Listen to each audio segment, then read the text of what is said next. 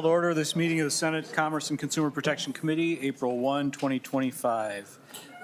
First bill on the roster is a bill we heard last week, the Commerce Omnibus Policy Bill.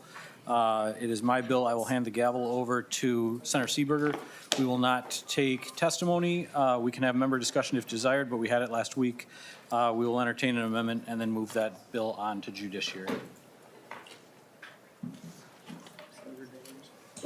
Senator Dames. Thank you, Madam Chair. I do have the A3 amendment. Microphone.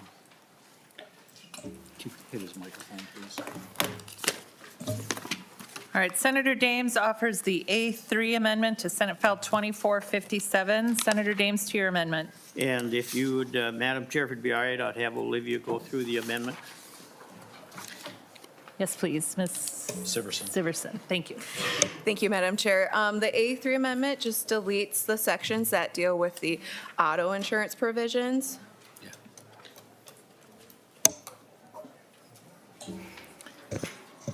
All right, thank you, Ms. Siverson. Any discussion on the A3 amendment? All those in favor say aye. Aye. Any opposed say no.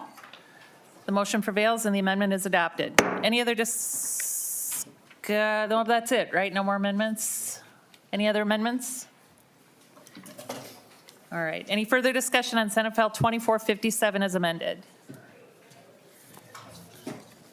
Seeing none, the question is on the motion of Senator Frentz that Senate File 2457 as amended be recommended to pass and be re-referred to the Committee on Judiciary and Public Safety. All those in favor say aye. Aye. Any opposed say no. The motion prevails and the bill is on its way.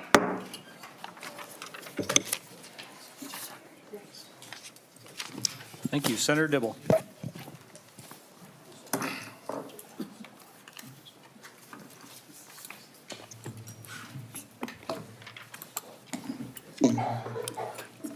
Welcome to the committee, Senator Dibble. Senate File 2370 is before the committee.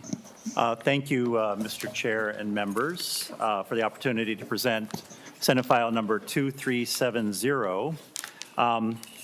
Mr. Chair, in a moment, I'll have a number of amendments.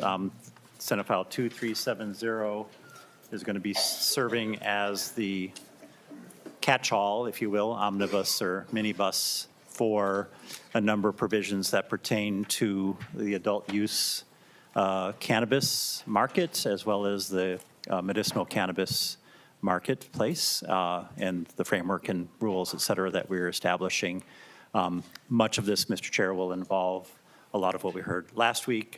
The 5 agency bills will be collapsed, and then there's a number of other ideas that have come forward since then. So I have a number of ornaments to add to the proverbial Christmas tree. But I thought, Mr. Chair, what we'd start with is hearing a little bit about Senate File 2370 itself, which would, let me find my notes on that, and I'll invite my testifier forward on 2370. Mr. Chair, this has to do with what they call edibles, which in this case is drinkable products. The low-potency drinks that have a low-level amount of THC derived from hemp that have become popular and are being sold in our retail outlets, Mr. Chair, and presently this is a somewhat of a technical, not entirely technical change, presently allowed in a particular can that is sold. It is thought of as 2 servings of 5 milligrams each, and this is not really changing that per se, but it's construing what we consider to be 2 servings versus 1 serving, 5 grams versus 10 milligrams. With that, I forgot your name already. Glenn McAlfresh. Glenn McAlfresh is going to provide some testimony on why this bill is a good idea. Thank you, Senator Dibble. Mr. McElfresh, please introduce yourself and proceed. Thank you, Chair. Chair Klein and committee members, thank you for allowing me to testify today on Senate File 2370, the Omnibus Cannabis Policy Bill. I'd like to thank Senator Dibble for authoring the bill, and I'd also like to thank Interim Director Tauble and the OCM staff for their tireless work as they field a variety of different requests from a multitude of stakeholders. My name is Glenn McElfresh, and I'm here today as a co-founder of Plift, a lower-potency hemp beverage company. I also own a cannabinoid emulsion company and sit on the board of the Hemp Beverage Alliance, which includes more than 200 hemp beverage brands and ancillary businesses in the hemp beverage industry throughout the U.S. and Canada. I've been fortunate these past few years to help hundreds of entrepreneurs launch their lower-potency hemp beverage, and the most common question I get is, where should I launch my drink? My answer is always Minnesota. Minnesota sets the stage for what a hemp beverage regulatory framework should look like, thanks to the great work of many of you who helped set up this marketplace for THC beverages 2 years ago. Minnesota is a nation-leading market with steady growth, educated consumers, and a network of retailers and distributors and manufacturers who want to see hemp beverages flourish. Launching in Minnesota is an easy recommendation for me because it's also born out of my own experience. Minnesota was Plift's first market and is home to 4 of our great employees, Sean, Bruce, Carlin, and Bree. However, in the past 12 months, both new and well-established brands are choosing to forgo launching their products in Minnesota because of a state-specific and nuanced labeling requirement that prevents brands from being compliant with both Minnesota law and the law of certain other states. In Minnesota, a lower-potency hemp beverage can have up to 10 milligrams of THC per can, so long as the can contains no more than 2 5-milligram servings of THC per can. However, states such as Georgia and Kentucky currently do not permit multiple servings per container, and states like Rhode Island and Illinois are contemplating legislation that would not permit multiple servings per container. The only way for a brand to work around this issue is to significantly invest in packaging materials or launch in a new market without their top-selling 10-milligram drinks. Neither option is a great one.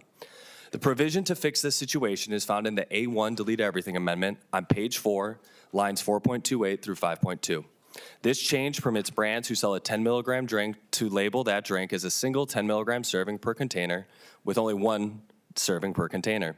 This change will keep in line with the spirit of the law that caps THC beverages at no more than 10 milligrams of THC per can, while evolving with the national hemp beverage regulatory landscape that was created right here. Senate File 2370 will also allow Minnesota businesses to export their great products to other states and allow other out-of-state businesses to throw their hat in the ring and see if they can compete with the best of the best right here in Minnesota. Chair Klein, members of the committee, and Senator Dibble, thank you once again for the opportunity to testify today. I'm happy to answer any questions. Thank you, Mr. McElfresh, and I know your testimony was specifically to the A1 authors delete everything, but as long as we are doing testifiers, why don't we keep going? If I could have Lely Fatehi come forward. Thank you, Senator.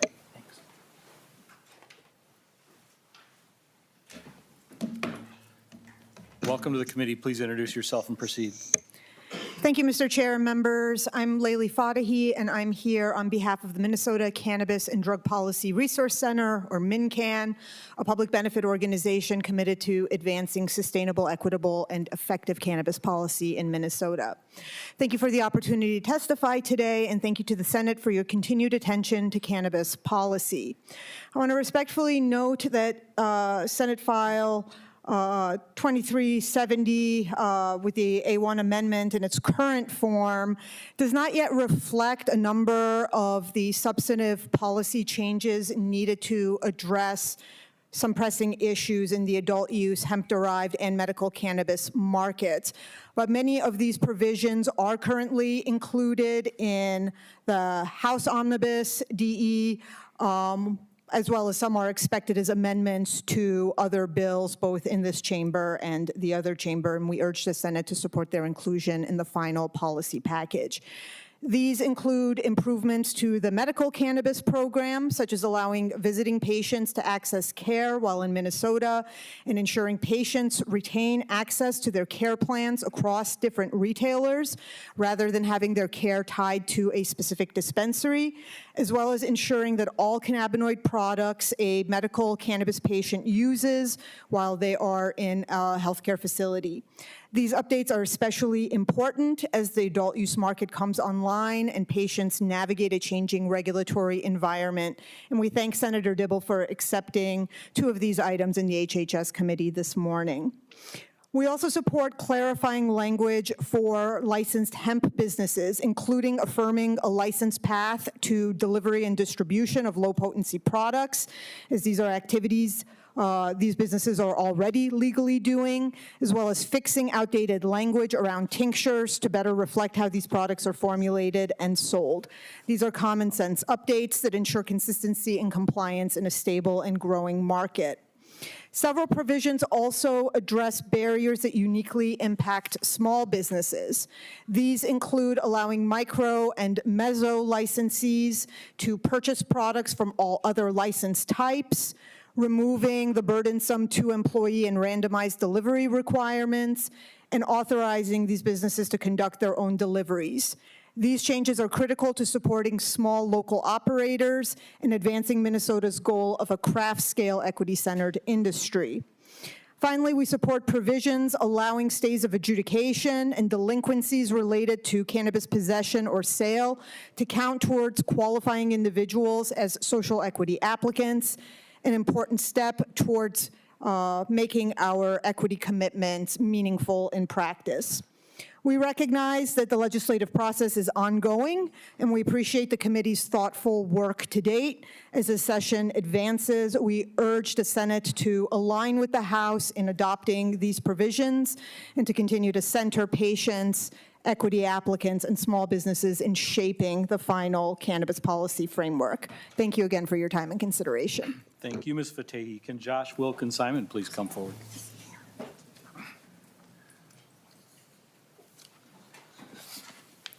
Welcome to the committee. Please introduce yourself and go ahead. Yeah, thank you, Chair Klein, members of the Commerce Committee, and thank you, Senator Dibble. My name is Josh Wilkins-Simon, and I own Legacy Glassworks in Minneapolis, Legacy Cannabis in Woodbury and Duluth, and I own and operate the Legacy Cup Cannabis Festival. I'm here today to support the A8 amendment. So currently there's an amazing license type called the Cannabis Event Organizer License, and as statute reads right now, there's no opportunity for cannabis businesses to be able to sample and promote their products at these cannabis events. So this very simple amendment allows for a business to be able to do those actions. And this is very important for small and equity businesses in Minnesota. You don't need multiple millions of dollars in the bank account to be able to launch a statewide advertising campaign, which will be tough to do in cannabis. If you are able to promote your products by giving away, a small amount at a festival, you're able to really promote your brand. And we do this right now on the alcohol side of things. There's so many of the beer festivals that take place across the state. I myself went to one in the middle of January on frozen Prior Lake, where you buy a ticket, you get a little shot glass, and you're able to sample the different beer beverages from the brewers across the state. So we've been doing it safely on the alcohol side of things. We can do it safely on the cannabis side of things. At the Legacy Cup, the last 2 years we've thrown the event, we've had over 10,000 attendees.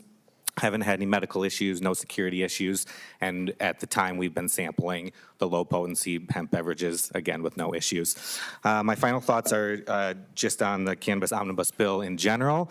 It's a really great piece of legislation. There's some really good medical protections in place in this bill. There's a major fix for testing that will allow the market to be able to actually operate and have multiple different labs that are able to test cannabis products. And then a technical fix to allow tinctures to be legal again. So I appreciate everybody's time today, and rise in support of the A8 and the Omnibus Cannabis Bill in general. Thank you. Thank you, Mr. Wilkins-Simon, and that's a good transition. Senator Dibble, maybe we go now to your amendments. And the first one is an author's amendment, an A1, delete everything amendment. Senator Seeberger offers the A1. All those in favor say aye. Aye. Opposed? Amendment is adopted. Senator Dibble.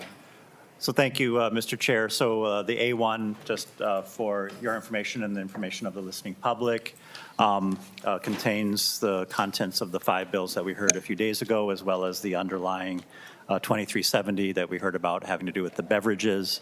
I will move to the A2 amendment. Senator Frentz offers the A2. It should be in members' packets. Senator Dibble. So, Mr. Chair and members, what the A2 accomplishes is it's mostly technical. It simply allows, and I'll also just put council on notice to correct anything that I either leave out or get wrong. But it reinstates some language that was stricken in one of the agency bills, which provides for, reinstating the language provides for information reporting to continue to come to the legislature under, and I understand from a recent conversation, that section that we're reinstating ultimately will sunset, but then will be assumed by the new section of law that we're writing that's going to be taking up the balance of all of our adult use and medical cannabis provisions, and there is a reporting requirement that will survive there in the long term. Members, questions or comments on the A2? All in favor of the A2, say aye. Aye. Opposed? Senator Dibble. The A2 is adopted. Thank you, Mr. Chair. So I would then ask someone to offer the A6 amendment. Senator Rest offers the A6. That is being distributed.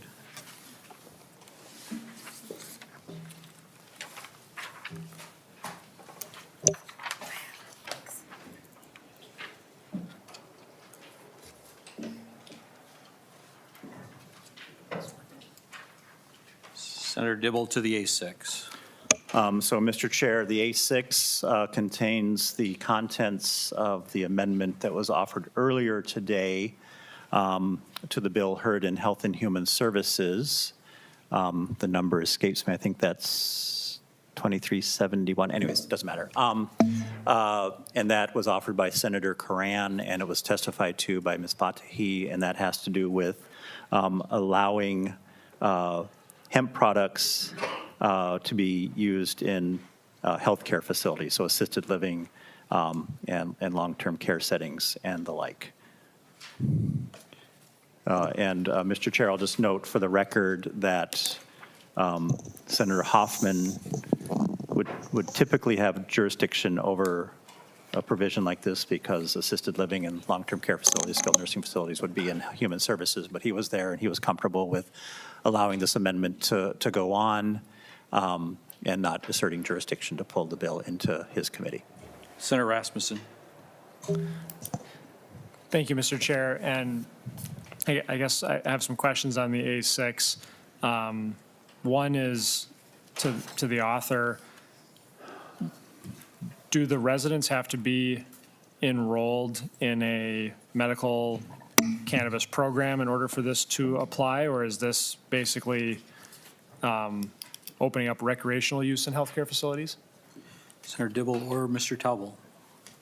Mr. Chair, if you look at the amendment, this was previously provided for under only the medical program.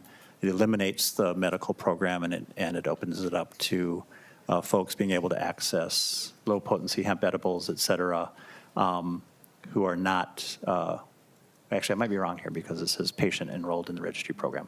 I'll let Mr. Taubel. Mr. Taubel. This kind of came up in committee. And so also I'll just note for the record, that bill, the underlying bill is moving to judiciary, to which this language was added. And so there will maybe be more conversation about this piece that was added in committee this morning. Any insight, Mr. Taubel? Mr. Chair, Eric Taubel, Interim Director of the Office of Cannabis Management. Haven't fully digested and understood, but my understanding is that it's a product category addition rather than a category of patient addition. So what's added is that they can have access to types of products, which would include cannabis flower, cannabinoid products, low-potency hemp edibles, hemp-derived consumer products, and hemp-derived topical products. So it's really expanding product type rather than, I think, the distinction you're making about whether or not it's tied to patient status. Senator Rasmussen. Thank you, Mr. Chair. I have a follow-up question for the author. Has this language been discussed with the long-term care imperative or folks that are hospital associations or any others that would be potentially impacted, and are they okay with these changes, or do they have any concerns? Senator Dibble. Thank you, Mr. Chair, and I'll invite Ms. Patahi to come forward if she has a better answer, but to my knowledge, the answer is no. No to the discussion question, and I don't know to the concerns question. Senator Rasmussen. Thank you, Mr. Chair. And I guess, given the, and Mr. Chair and Senator Dibble, I don't really have a point of view on the A6 just because I haven't had time to really understand its full implications and also the implications it might have on our long-term care providers, other healthcare facilities. And so just would be concerned with having it adopted today, without those conversations being had, especially since it sounds like Senator Hoffman is going to waive having this come to the Senate Committee on Human Services. So again, it's not, I wish I had some specific things, but I just am, I think as we've found with cannabis policy, the details matter. And unfortunately, we've had instances where we've had a bill get passed and then months later we find out what it actually means for Minnesotans. And I just don't know if I'm prepared to vote on this today. I'm not saying it's bad, I just don't know the full implications it might have. Further member discussion on the A6. Senator Dibble, you said this came forward in HHS through Senator Corrin? Yes, Mr. Chair. Yeah. Senator Cran offered it. It was developed in tandem with the advocacy group that Ms. Fatahi represents. Yeah. Yeah, and I'll just, to share, and maybe Senator Wiklund can help as well. The general sense of the committee this morning was exactly reflected fairly accurately Senator Rasmussen's concerns. What are the implications? How do these facilities feel about this? Do you promise to have more conversations? And I said, yes, of course I do. And, if the concerns are of sufficient nature to warrant changing this proposal or taking it out. Like I said, I'm not invested in this idea. I'm aware of it. I generally support removing barriers and giving people access to what they need, regardless of where they live. But this, of course, warrants more discussion. Senator Wiklund. Thank you, Mr. Chair. I just want to add that we did have conversation about the facility type and not knowing necessarily the reaction about that. But we did also have testimony provided in the committee about why this is needed. We had heard testimony that the testifier's relative wasn't able to access some of the things that she had been using at home when she was in a hospital situation, and it was very detrimental to her ability to manage her condition while in the hospital. So I understand that doesn't fill in all the gaps. I'm just saying that we did hear personal testimony about why this change is desired, and also heard testimony from committee members about feeling that this is a desirable change and needed. So just wanted to add that. Senator Dibble. And, Mr. Chair, just to draw members' attention to, what specifically is being proposed, it's not a big expansion of what's currently allowed in these facilities. It has to do with, already folks have access to, cannabis flower, cannabinoid products, and this adds lower potency hemp edibles, hemp-derived consumer products, or hemp-derived topical products. So it's a fairly modest change, giving people access to what's available in the market in the places where they reside. But it does warrant more discussion, to Senator Rasmussen's point, discussion that will happen whether or not this goes on. Thank you, Mr. Chair, and I do appreciate the conversation. I'm looking at page 1, line 25 of the bill, where it basically talks about no facility or provider may unreasonably limit a patient's access to or use of medical cannabis flower, and then it goes on to add these other restrictions. And again, I don't have a point of view on if this makes sense or not. I just think that we should have those providers, whether it's the hospitals or long-term care providers, have an opportunity to provide some comment on this before we consider it, would be my advice. Members, the chair plans to vote yes on the A6, but I acknowledge Senator Rasmussen's concern that perhaps all the stakeholders have not weighed in on this, and it has come to us late. Members are certainly free to vote their conscience, and it sounds like the author is not invested in the passage of this as an essential part of the cannabis omnibus. Further comments or questions? With that, we'll go to a vote on the A6. All those in favor say aye. Aye. Opposed? No. Amendment is adopted. Senator Dibble. So, Mr. Chair, if someone would see fit to offer the A7 amendment. A7 is being distributed.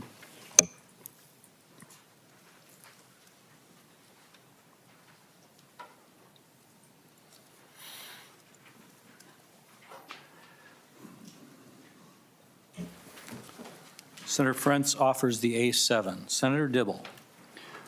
Thank you, Mr. Chair. This is also an amendment, slightly modified for technical reasons, but basically the amendment offered an amendment offered again this morning in Health and Human Services by Senator Curran, and it simply allows people who are visiting Minnesota who are enrolled in medical programs in their home states to access medical cannabis in Minnesota during their visit. The reason for this is, of course, that it is a federal crime to transport cannabis products across state lines, and so we don't want people to break the law, but we would like them to have access to what they need while they're here. And it is similar to how we regard those who are enrolled in medical programs through the tribal medical program with their tribal identifier as a medical patient in a tribal medical program and accessing the state licensed, state sanctioned program. So they would simply need to produce their medical enrollment credentials from another state to a medical provider here in Minnesota. Members, questions or comments on the A7? There are none. All in favor say aye. Aye. Opposed? The A7 is adopted. Senator Dibble. Mr. Chair, if someone could offer the A8. Senator Wiklund offers the A. It's being distributed. Senator Wiklund offers the A8.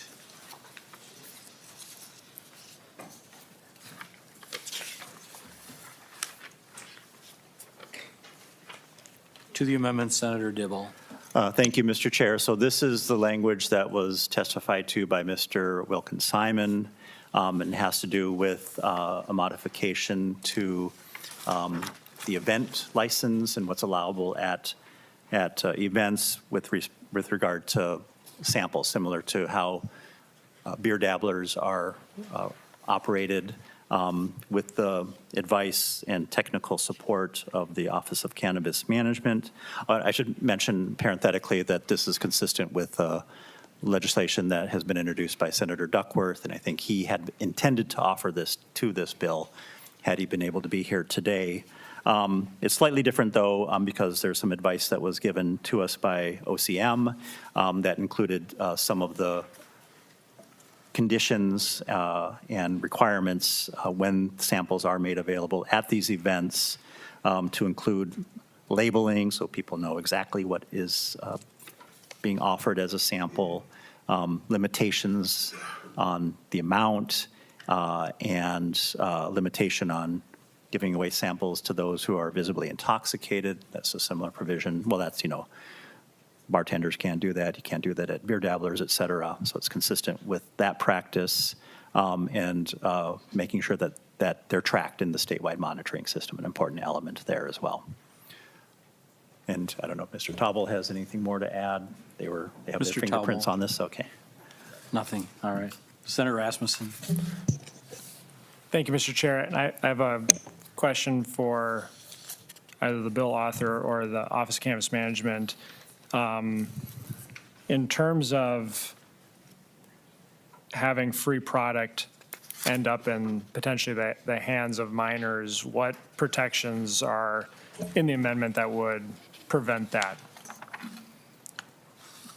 Senator Dibble or Mr. Talbot? Mr. Chair, Senator Rasmussen, thank you for the question. One of the pieces of technical assistance that we provided was the requirement and request that the reference be made to the statewide monitoring system. This ensures that the total number of samples that are handed out are recorded in that system, which tracks every cannabis plant from the point at which it becomes tall enough to grow through manufacturing, through production into an edible or other cannabis product.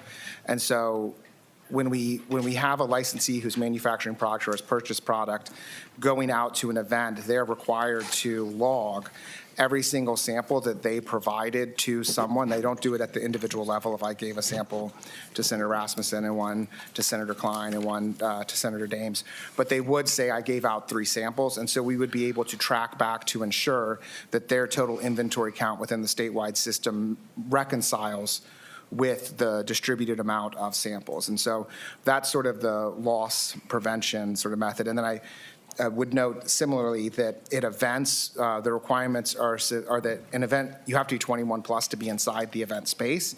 And so to the extent that an edible would make its way into the hands of a minor from an event sample, it would have to exit the cannabis event facility.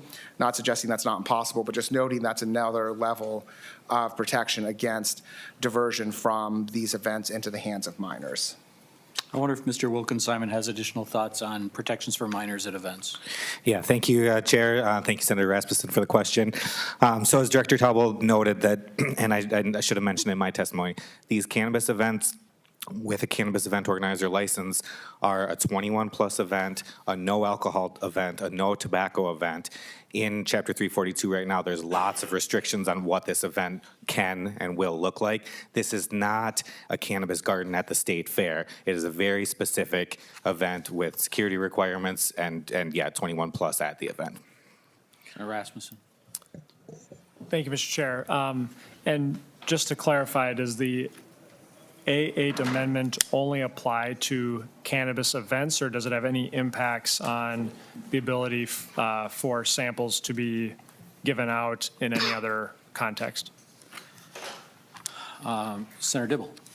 Mr. Chair, I'll look for affirmation, confirmation, but I believe these are specific to the cannabis events themselves under the auspices of the cannabis event license. Council is nodding, so I think you're right. Senator Rasmussen. Follow-up question, Mr. Chair, for OCM. Do you know why in the original legislation free samples were banned at these types of events? Mr. Talbot. Thank you, Chair, Senator. I do not. I will note that there are references to samples in like business-to-business samples as well as samples to employees of cannabis businesses referenced in the original 342. I would also note that I think as the testifier, Mr. Josh Wilkie-Simons, indicated, current events that are occurring in the low-potency hemp space have the ability to share samples at those low-potency hemp events, and so there's a bit of kind of a mismatch. I would also note that we see in other markets, events being a low barrier to entry space for new businesses, so they're able to enter into the cannabis business, develop connections, and maybe build a portfolio that allow them to eventually grow into a full-size business. And one of the sort of hallmarks of those events is often the use of samples for the purposes of drawing in new customers. Further questions on the A8? Members all in favor of the A8, say aye. Aye. Opposed? Amendment is adopted. Senator Dibble. Thank you, Mr. Chair. So the last amendment I would request is the A3 amendment. A3 is in our packets. Senator Seeberger offers the A3. Senator Dibble. Mr. Chair, members, what this would do is allow for there to be, for lack of a better expression, muni cannabis stores. So those right now there's a prohibition on municipal liquor stores that sell the low-potency hemp beverages within their municipal liquor store operation to also establish a municipal cannabis store. And a number of the municipalities around the state would like to have that opportunity as well. So that, I don't know if anyone is here from the Municipal Liquor Store Association, but this is a request coming from them, and they're advocating for that. I'll just note for the record, Mr. Chair, that this is the subject of legislation that has been introduced on the House side. Does not have a companion as of yet on the Senate side. It will soon. So this is another one of those new ideas that's coming in to this hearing. Anyone from the public wish to testify on the A3? Members have any questions or concerns about the A3? Senator Rasmussen. Thank you, Mr. Chair, and thank you, Senator Dibble. I guess I'm trying to understand the reason for this. I mean, is there anything that prohibits them from being able to do this today? It sounds like OCM. Senator Dibble or Mr. Towle? The short answer is yes. But again, I'm a little over my skis because all of these there's many different licenses and they all contain various restrictions on what other kinds of licenses one can hold. So Mr. Tauble is the expert on that. Mr. Tauble. Mr. Chair, Senator Rasmussen, the cannabis law prohibits anyone from holding both a cannabis and a hemp license. In most of our low potency hemp beverages are predominantly now sold through liquor store. That's the supply chain it goes through. And so municipal liquor stores that are currently selling low-potency hemp edibles, if they wish to continue to sell low-potency hemp edibles and have a cannabis muni, they would have to move that supply. They would have to move the LPHE beverages into the cannabis store. But since most consumers at this point expect to find those hemp beverages in a liquor store, they made the request to be able to hold both cannabis and a hemp license simultaneously, specifically to keep that one product stream within the liquor stores while they still opened a separate cannabis store. Senator Rasmussen. Thank you, Mr. Chair, and appreciate that information. One follow-up I have is in Minnesota law, we're very specific around what can and cannot be sold in liquor stores. And does this amendment, if this were adopted and became law, does it impact anything that can be sold in liquor stores, including municipal liquor stores? Mr. Tauble. My understanding is no, it would not. Further questions on the A3? All those in favor say aye. Aye. Opposed? Senator Dibble, all your amendments are adopted. Thank you, Mr. Chair. I To stand the for bill as questions or amended. further Any amendments. questions or comments from the committee? Senator Green. Thank you, Mr. Chair. When Mr. McElfresh testified, he brought up a question that I hadn't thought about before, but on page 4, starting at line 29 of your bill, I'd like it if you could explain, because he talked about there's two different chemical, or not chemicals, but things in the beverage that would make it illegal to transfer it from other states, but you're changing the definition of what's in the beverage just to comply with that. And it seems like it's a little shady as far as changing definitions for one single purpose. So the question is, what are those? What do they do? And is there any chance that either one of those could be could give someone a chemical or allergic reaction if it wasn't labeled on the can or the bottle?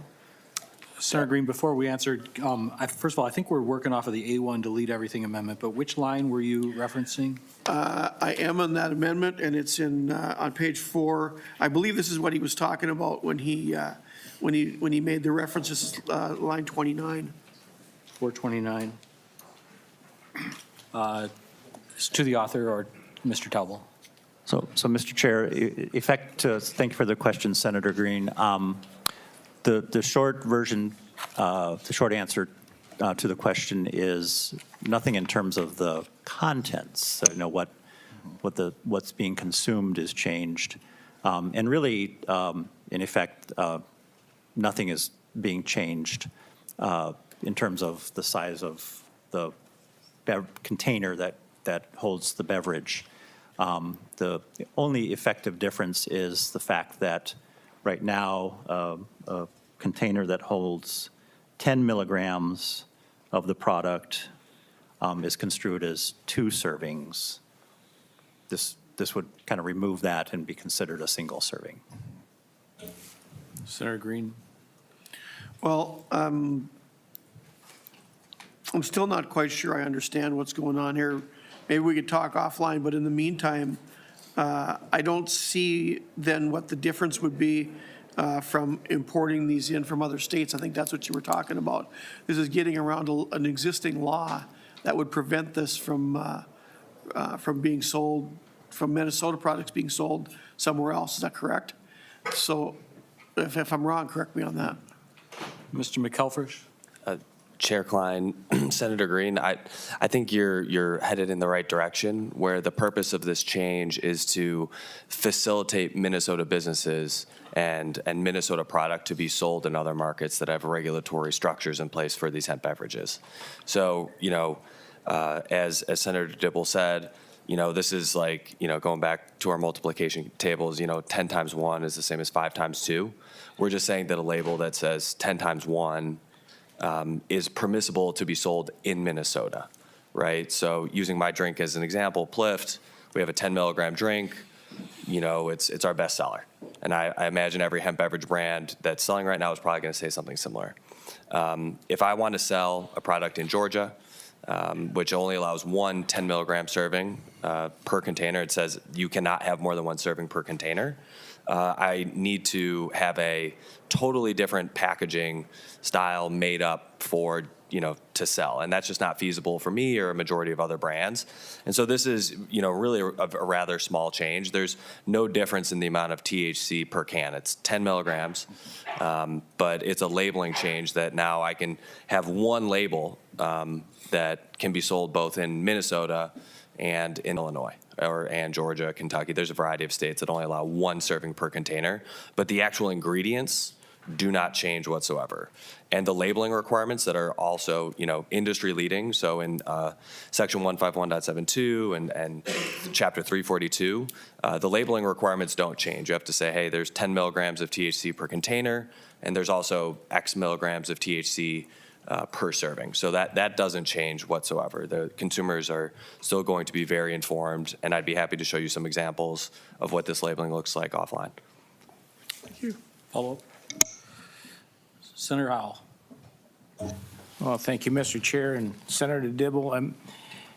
The only reason I'm even interested in this is because I got asked this question, and now I'm having to deal with it on a professional level. And that is on page 37, 37.3 to 37.7. And it's great just to say that, a manufacturer has to comply with state and local building codes, fire codes, zoning codes, all the rest of that good gravy. But has Department of Labor and Industry and the building code and fire codes caught up to this? Because when I open up my codes, I can't find this listed anywhere. And because we don't update our codes except for every 6 years, it might take us a little bit to catch up. And now I'm being asked to review and enforce code where the code hasn't caught up to what we're allowing. And I'm a little bit leery of putting my insurance and my certification on the line when I really can't find it in the code book on what I'm supposed to be enforcing on, how this is, and growing is growing. Greenhouses are greenhouses. I'm good with that. That doesn't change. But once you get past growing and you get into the harvesting and manufacturing, that's a whole different deal compared to what we've done in the past. So can you help me out on that piece? Mr. Towell to building codes. Thank you, Chair Klein, Senator Howe. I would note to start that this specific language and these requirements are already in statute for our low-potency hemp edible retailers. And so what we're doing is adding the existing requirement that was placed on the retail operators on the manufacturing operators, understanding that they're engaged in, a little more scientific-y type stuff as they process the hemp. The other thing I would note is that this is sort of an application with applicable state and local building and fire codes and zoning requirements. And so it's really just making sure that wherever a business is located, it's following the rules of that location and in compliance with other state and fire codes and things of the like. Senator Howe. Thank you, Mr. Chair. And I guess where I'm asking then, is there a way that I can go and check to see where these manufacturing locations are? Is that public data so I can go find that and go to that local code official? And are these being built in code and forest areas? Or are they being, and that's the other concern I have, is that's great that what happens when they build these manufacturing facilities in a non-code and forest area? Is the state code officials enforcing it, or who enforces it when you're in a town of less than 2,500 people that doesn't adopt the code and you don't have any code enforcement out there? Who enforces that section out there? Mr. Taubel. Mr. Chair, Senator Howe, thank you for the question. As I noted, the conditions are, they already exist on other operations in the same space, and so the way it would work is that whoever is the authority in the space that has authority over those codes would be in charge of enforcing it. I can check with my team to get more information about sort of how that looks on the ground and certainly get back to you with that. I would also note that on the question about the sort of public, is it public who or what is operating where, that information is public. And so when we have licensees, the location of those operations and many of the things they're doing at those operations are considered public data. The office is in the process of finding a technology solution that will allow for the most public transparency possible in terms of, someone, just a random citizen being able to get onto our website and find licensees throughout the state that are engaged in certain behavior, certain activities. That's the ultimate goal. And then we're also working with local governments and local units of government to be able to identify to them and flag for them when we get applicants that are seeking to open in their jurisdiction, that those applications are in, and in the cannabis side, that they have a responsibility to review those for zoning and compliance and things like that. And then on the hemp side, just sort of providing them that contact information about here's who has been licensed for these activities in your jurisdiction. Mr. Chair. Thank you, Mr. Chair. And here's what I'm concerned about. And here's what my recommendation is going to be, and I'll probably be looking at an amendment someplace. But in those jurisdictions where there is no code enforcement, which is the majority of Minnesota, I would recommend that the state picks up that review requirement, the state building code division and the state fire marshal's office, because the majority of Minnesota has no code enforcement whatsoever. And I don't believe a lot of folks understand that. So when you're out in a town of less than 2,500 people, generally speaking, there's no code official there. There's no one reviewing that, except for maybe they'll give you a site permit and say, yeah, stay away 10 feet from the property line, and that's the only review you get. So that would be my recommendation, is if you're in a place that does not adopt the code, and the Dolly and State Fire Marshal's Office know those facilities and those cities, I would recommend that has to go through a state review in order to enforce those codes. Thank you, Mr. Chair. Senator Rasmussen. Thank you, Mr. Chair. I'm looking at the A1, page 38, starting with line 16, and I was wondering if OCM could just explain what the impact of these changes are. Mr. Taubel. Mr. Chair, Senator Rasmussen. So this is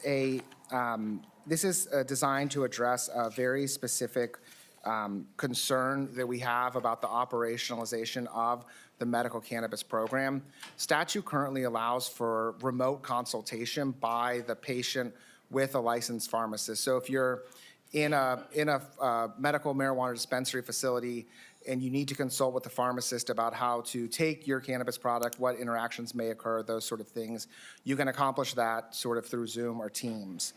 This particular provision requires that that person, either the cannabis consultant or the licensed pharmacist, also that person in specific physically attach a label to the medical cannabis. That's what we call the patient-specific label that has information about the patient, the product, where it was manufactured, how it's to be used, and sort of like on your prescription pills, there's just like a patient-specific label. And the problem the office identified is that the virtual consultation is meaningless if you have to have a licensed pharmacist physically present to put the label on. So we retain what we think is the medically important part, which is the consultation with the cannabis consultant or pharmacist. But the action of putting a label on a bottle, we simply allow that to be accomplished by any employee of the medical cannabis facility.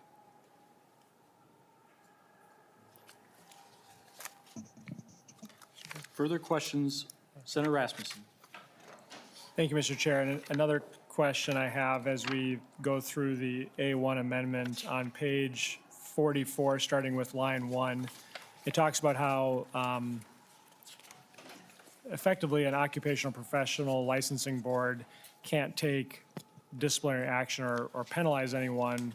And then if we go down and look at 44.5 for a positive test for cannabis. And so my question is that if we had an occupational professional licensing board that, for safety reasons prohibited cannabis from being consumed, for a variety of different reasons, what change does this have on their ability to enforce those regulations?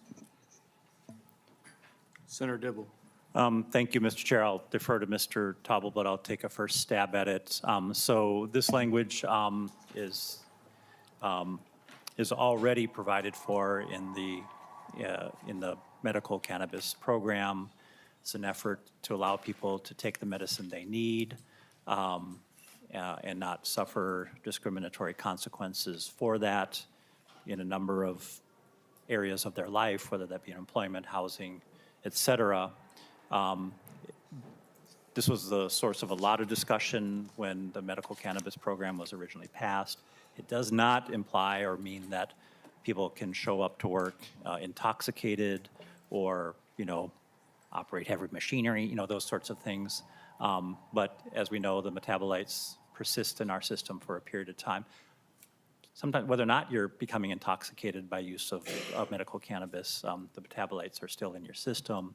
And so this allows you as a patient in the registry to use the medicine for symptom relief that you need without those discriminatory consequences. And this makes it consistent with the medical program that the tribes are adopting. So we're trying to create parallel provisions. Mr. Tobble.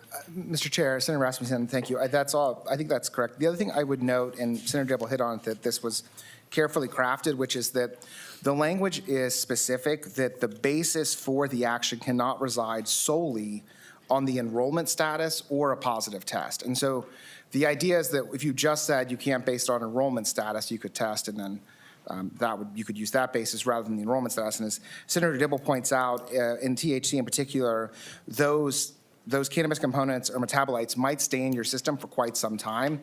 So I don't think there's anything in here to suggest that if you showed up high and were unable to complete job functions or did so in a dangerous way, that this would prohibit any sort of negative action from falling on that registry patient. What it's designed to do is specifically address someone who says, because you've chosen to enroll in the medical cannabis program, I'm going to file you for that reason.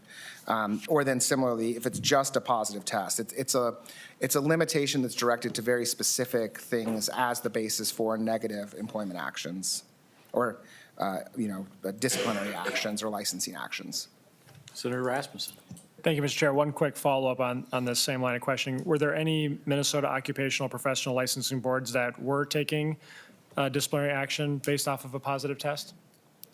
Senator Dibble. Mr. Chair, Senator Rasmussen, no, they never had the opportunity because this was built into the medical cannabis statute as it was being formed. Further questions or comments on the bill as amended? Closing comments, Senator Dibble, on the omnibus.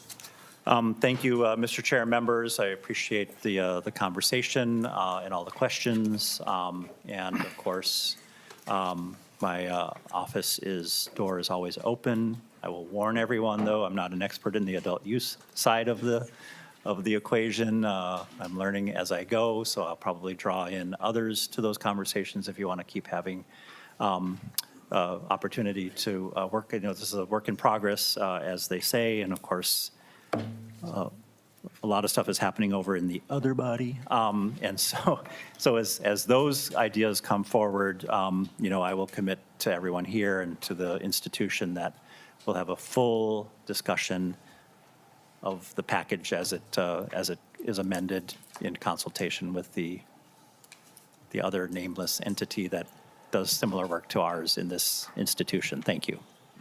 Thank you, Senator Dibble. The committee is grateful that you've taken up the task of cannabis policy this session. And with that, this motion is Senator Seeberger's, that Senate File 2370 as amended be recommended to pass and sent to general orders. All in favor say aye. Aye. Opposed? Bill is passed. Thank you, Senator Dibble. Yeah, Senator Rasmussen.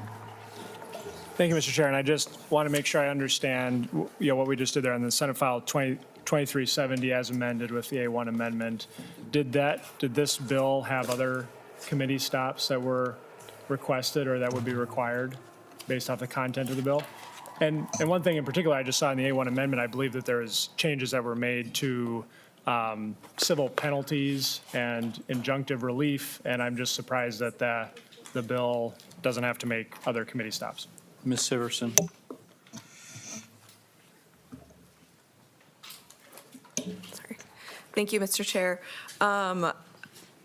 It's my understanding that the path was just to go to the floor. I haven't had any communication that's been requested by other committees. I understand that some committees have waived on certain pieces of the bill, but as always, we defer to the chairs on committee path. Mr. Chair. Senator Dibble. I think I mentioned earlier there is one element in the A1 that has yet to be heard in judiciary. And of course, if it's not received favorably in judiciary, that'll obviously be reflected in any amendments that we might bring to the floor. We don't want to, of course, take up anything on the floor over the objections of any of our committees. So assuming all goes well in judiciary, or even if changes are made in judiciary, then that will be reflected in whatever transpires on the floor of the Senate. Thank you, Senator Dibble. Senator Oumou Verbeten.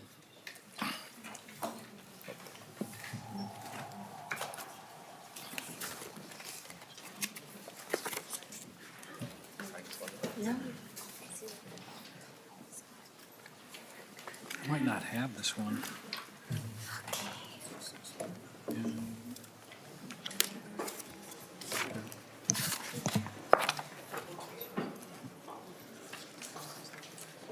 Welcome to the committee, Senator Oumou Verbeten. Senate File 665 is in front of us. We have an A3 author's amendment. Senator Rest offers the A3. All those in favor say aye. Aye. Opposed? A3 is adopted. Senator Oumou Verbeten. Thank you, Mr. Chair. I am bringing this bill based on some of my personal experience and then in connecting with just friends and constituents, learning a little bit more about the issues folks have faced in getting home insurance lately. So I was seeking out new insurance in October this year, found an insurance company that was going to cover home and auto insurance for me, was under that kind of initial probation period, I would say, of a new policy when I received a letter that the policy would be canceled in 20 days if I did not fix issues with my detached garage. And the issues were essentially going to require me to have to redo the entire siding. A pretty significant project that I wasn't going to be able to complete in 20 days. I was also traveling out of the country for about 10 of those 20 days and just had a little less time to get that done. So I ended up digging into this and became a lot more familiar with the statute. I was particularly worried that I would be losing my auto insurance as well because I had everything bundled and wouldn't want to be in a situation where I was essentially forced to have to drive without insurance because of siding on my detached garage. So at this point, just to sort of help illustrate kind of what I went through, I did have some amendments drafted that I'm offering, but will withdraw. To kind of illustrate the point of my experience.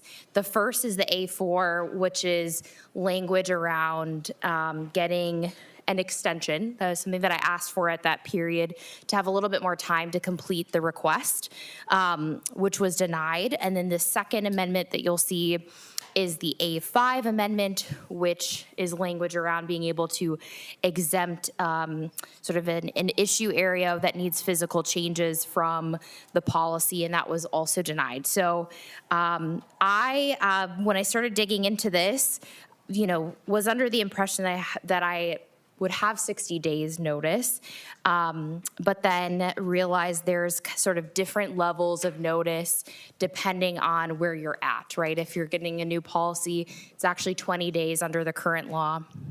If it's midterm, the cancellation notification is 30 days, and then if it's a non-renewal, it's 60 days. At that time, spoke with Aaron Cogging of the Insurance Federation, who was really responsive and really helpful. I also was able to connect with folks at the Department of Commerce who have truly amazing customer service and got back to me a day of. And I also reached out to you, Senator Klein and Senator Seeberger, to be like, how do regular people deal with this and get like major work done on their house in 20 days in order to keep their policies? Thankfully, I was in a situation where I was able to find another policy and have that garage be exempt until I was able to get the work done and had enough time to complete it. But what I was looking to do here in this bill, because of what I learned is that 20 days is really a tight time frame for folks for those physical changes. You'll see in the bill there's some other items, things like non-payment of premium, or in the case of midterm cancellations, if someone was sort of dishonest about their property. I'm not really looking at those pieces, really thinking about physical changes and giving the insured enough time to complete those or some flexibility to get that done. I will also just mention that there's like a number of supply chain issues right now, and you often will pay like a premium if you try to get work done that quickly. So there's a lot of things that come into play, I think, for homeowners here. But I was able to work with the Insurance Federation, who came back after my initial bill was dropped that was trying to bring that 60-day notice requirement for all those scenarios, and have the A3 amendment that was adopted for you that increases notice for new policies up to 30 days from 20 days, which is currently the law. And I do think those extra 10 days is like very helpful, would have been helpful in my case, and is a great place for us to start. I, definitely still have some concerns about, the situations like the one I face where homeowners are have significant work that they're going to need to get done in such a short amount of time, or if they're going to be standing to lose another form of insurance because of one issue in another area. So I definitely want to keep working on that, and have shared that that's my intention with the industry, and would love to work with them over the interim to find, some other solutions. But I'm very grateful that what we do have before you today is a great first start in increasing that amount to give people a little extra time to address those concerns. So with that, I'm happy to answer any questions. Thank you, Senator. Oumou Verbeten, it's my understanding the A2, of course, we adopted, and I'd like Mr. Cogging to comment on that, or the A3. And then the A4 and 5 are more for discussion purposes. Maybe rather than go through the ritual of having them offered and then withdrawn, we'll just sort of discuss them after Mr. Cogging speaks. So, Mr. Cogging, welcome to the committee. Mr. Chair, members of the committee, for the record, Aaron Cocking, President and CEO of the Insurance Federation of Minnesota. I want to start off by thanking Senator Oumou Verbeten. We did have a good conversation, and our position is that the 30 days is certainly much superior to the 60 days, and also restoring the original language on 30 days for, in essence, non-payment of premiums so that people aren't skating by for 2 months from insure to insure without paying. I want to highlight for the committee the importance of why this legislation or why this original statute was in place in the first place, and it really is a consumer benefit. Right now, if you go and you say, I want insurance, your agent or the company you get with is going to bind your coverage immediately, which is a benefit to all of you. The problem with extending this time frame out is that you're going to have insurers that are no longer as eager to bind the coverage if they know they can't get off the risk in a timely fashion. The benefit of being able to obviously have this is that insurers, if there was some sort of misrepresentation in the application or the risk was something that they didn't foresee, they have the ability to go back and get off that risk, like I said, in a timely fashion. And anything that pushes that further out, I think you're going to get to the point where insurers no longer bind immediately, and they're going to get to the point they're going to want to inspect all properties before they actually issue coverage. And I don't think that's a good thing for anybody that's actually looking for insurance coverage right away. So this is a good first step, and as always, and this committee knows, happy to work with anybody and certainly happy to continue working with Senator Oumou Verbeten on this and whatever else we can address. The challenges as we see it in her amendments and why we couldn't get to a point of agreement on this is that the statute lays out that within 60 days an insurer can in essence decide they're going to get off of a new risk and issue that 20 days. If we try to extend beyond that or give some sort of leniency for an extension, you end up falling outside of that time frame, and then they don't have the opportunity to get off of that risk. And so those are some of our concerns, but Mr. Chair, I'm happy to answer any questions the committee might have. Members, questions or comments on the bill as amended? Senator Howe. Thank you, Mr. Chair. And Mr. Cocking, if you know, I needed a new roof or there was new siding or something, and I actually was under contract with a contractor to get that done, would that suffice to most insurance companies that you've taken steps to alleviate your situation? Mr. Cocking. Mr. Chair, Senator Howe, a lot of this comes down to whether or not we are midterm of a policy or whether, and I want to stress that the issue that we're addressing here is for new policy issuance. If you're in the middle of a policy term, this hasn't happened. There's other timing restrictions that come into place for when insurers can cancel or non-renew.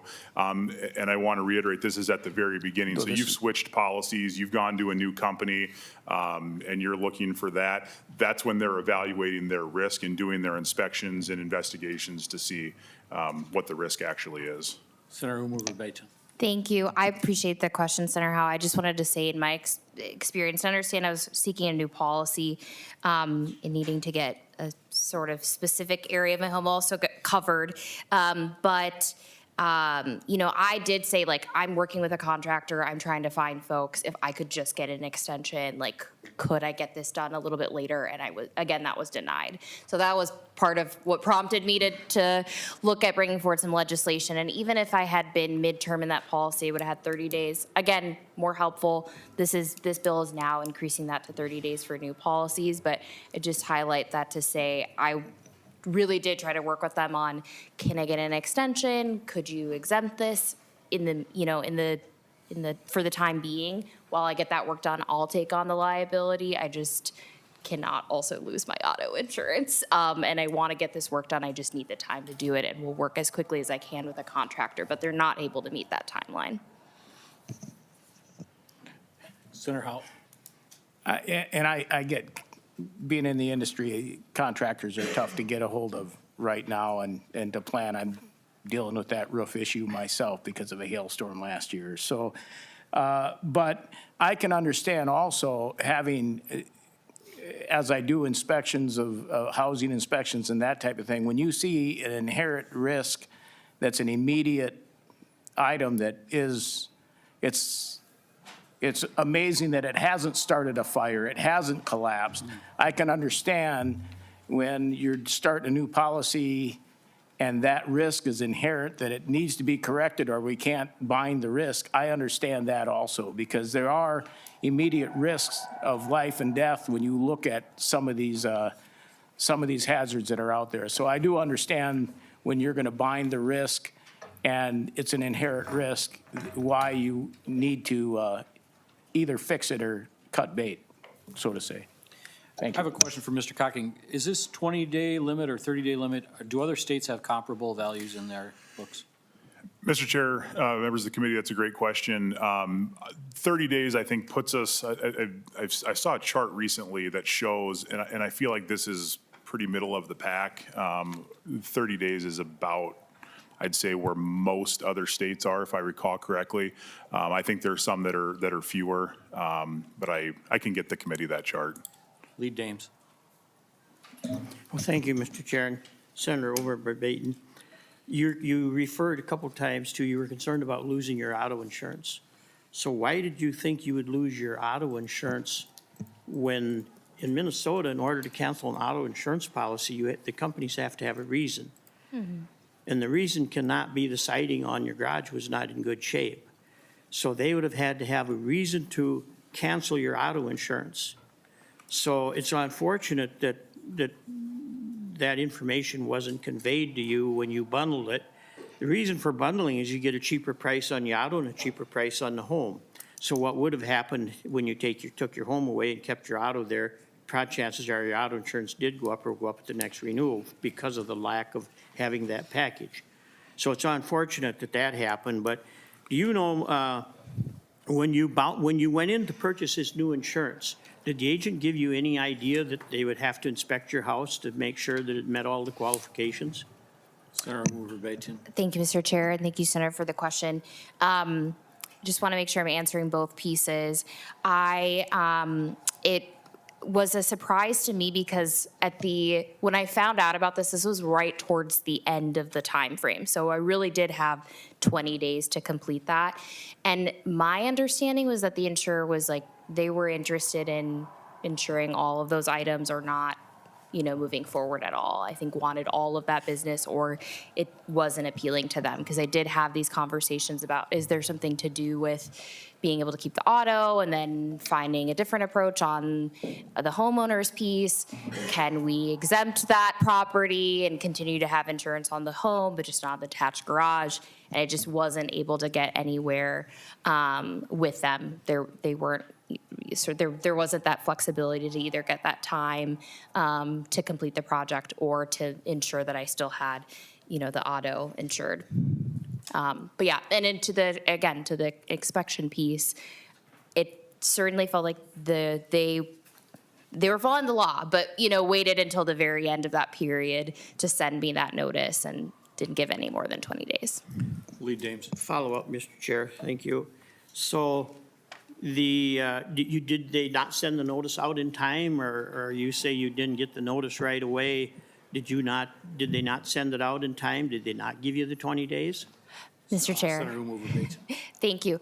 They gave me exactly 20 days. I'm saying that, I felt like 20 days was a very tight time frame to get the amount of work that I needed to get done. And that's absolutely within the law. That's why I'm looking to increase that to 30 here, which is a compromise with the Insurance Federation. But, I didn't have any indication before I received that notice, and I had 20 days to complete it. Follow up, Mr. Chair. Lead Dames. Thank you, Mr. Chair. So Senator Oumou Verbeten, can you tell me, was the replacement cost on the house or actual cash value on the house and the garage? And there's a reason I'm asking, and I'll explain that once you tell me what you had. Mr. Chair, sorry, can you just repeat the question? Yes. When you purchased your policy on the house and the garage, did you buy replacement cost coverage on it or actual cash value? Senator Oumou Verbeten. Mr. Chair, I don't know the answer to that question right now off the top of my head, but if you want to proceed with just kind of your line of questioning, it might answer that for me. Lead Dames. Thank you, Mr. Chair. The reason I was asking that is because one of the reasons that notice is a 20-day notice is because if you have actual cash value on the house and the garage, and the siding is bad in the garage and a hailstorm comes along, the company's going to be required to pay you pay you replacement costs, so you're going to get new siding for siding that should have been repaired or replaced as part of the upkeep of the property. So that's one of the reasons that they like to be at that 20-day. So just caution as we go forward here, that when you extend it to 30 days, it's another 10 days that the company's on, that they have the insurance, that they're going to have to pay a claim. And if you did receive replacement cost coverage, it's going to be more expensive to that, for that policy, or not for the policy, but for the repairs, if that happens within that day, that timeline that they're giving you to get other insurance. And so that's passed on to the other consumers. And so we hear so much about premiums going up and this and that, but yet we come back and we want to make changes that eventually drive up the premium. So just keep that in mind. Thank you. Mr. Chair. Senator Oumou Verbeten. Thank you. I totally understand, and I do think I can understand from the industry perspective just being concerned about the sort of liability that they need to take on. I think for me, I'm just trying to find what is the middle ground so that people have enough time to complete this. Like in my case, I completely understood this is on me to get this work done. I just can't do it in this time frame. And I am working nonstop calling contractors to try to find someone who can come in and do this. And I'm going to have to pay even more to get them to do it quickly, right? But understood that whether I was continuing forward with this insurer or looking at someone else, they were still going to require me to get that work done, and totally understood that. Just looking for finding a reasonable time frame so that homeowners can actually get the work done that they need to get work done and don't stand to lose the rest of their insurance. Senator Rasmussen. Thank you, Mr. Chair, and I don't have any questions on the bill, but I guess I'm just concerned, well, this bill sounds like it might have helped Senator Oumou Verbeten in her situation. I just worry about the impact that this could have on other Minnesota consumers in terms of higher cost and perhaps losing the benefit of having that binding coverage starting right away. So just, Mr. Chair, have those concerns around, fixing an individual problem, maybe creating other costs and problems for Minnesota consumers. Thank you. Members, the A4 would have addressed the situation described by allowing the insured to file a request to extend the amount of time with the insurer. And then the A5 would have allowed the insured to file a request to exempt the damaged property from the total package of insured coverage. These are not going to be moved today, but I wonder if Mr. Cocking could respond to how that would affect the insurance industry. Mr. Chair, members of the committee, on the A4, as I mentioned, I think the challenge with extending the time on this is that the statute lays out that an insurer can decide to get off the risk within 60 days and then give you 20 days notice. If you wait 58 days and then you get the response back that you're done and you send the notice of cancellation, even if they ask for this extension, it puts you outside that time frame, and there's no real avenue for the insurer to get off that risk at that point, which is the challenge with the A4. The A5 I think is a little more challenging to delineate out on the insurer standpoint for the policy. What is the cause? If you think about this, not necessarily from a property damage standpoint where you could exempt a roof, and some do, to say you have no roof coverage, but if it's for a liability reason, you've got to somehow tie back that the change that is directly related to the thing that you've tried to exempt and that you don't have coverage. I think that gets a little more challenging. I'm not saying that there's not things that we can work out to try to address what Senator Oumou Verbeten is trying to do. These have just presented a challenge for us, just from a functional standpoint of trying to make this work for insurers. Senator Oumou Verbeten, closing comments. Thank you, Mr. Chair. I think, again, I'm grateful for this initial change, which I think puts us in line with a number of other states. Really appreciated working with Aaron Cocking on this. I think this 30 days is very helpful for new policies. Would love to continue working with folks, and have shared that's my intention over the interim to see if there's anything else we can do, just especially in this kind of climate we're in, where a lot of folks are struggling to get significant work done on their homes in a timely fashion, and don't want that to impact their ability to have insurance coverage. But I'm really grateful for this first step, and hope I can earn the committee's support. Senate File 665 as amended will be laid over for possible inclusion. Senator Kupec. Yeah.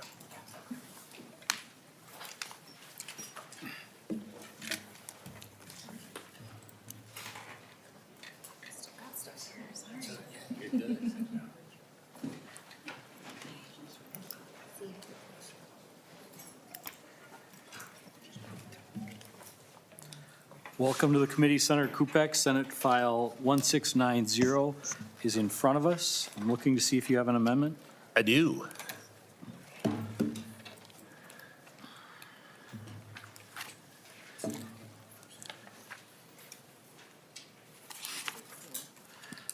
It is not an author's amendment. This is not your first stop. Members, the A4 is in front of us. It is offered by Senator Wiklund.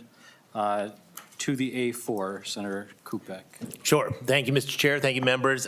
We've been working on this electronics waste recycling bill here for a number of stops, a number of weeks, a number of months, maybe even years. And so the A4 amendment brings in some of the concerns we've heard from stakeholders. Things, for instance, in the beginning, talking about batteries for lawn care equipment. We're not really looking to get the lawn care equipment. We're looking to get the batteries out of that. And so a lot of these apply to that. The same thing with watercraft. I don't have any expectation that boats are suddenly going to show up at our recycling center, but we do want to try to capture those batteries so that we have that in there. The same thing would apply to snowmobiles, ATVs, same thing, looking to capture the batteries, not the actual physical thing, just like cars are not included in this.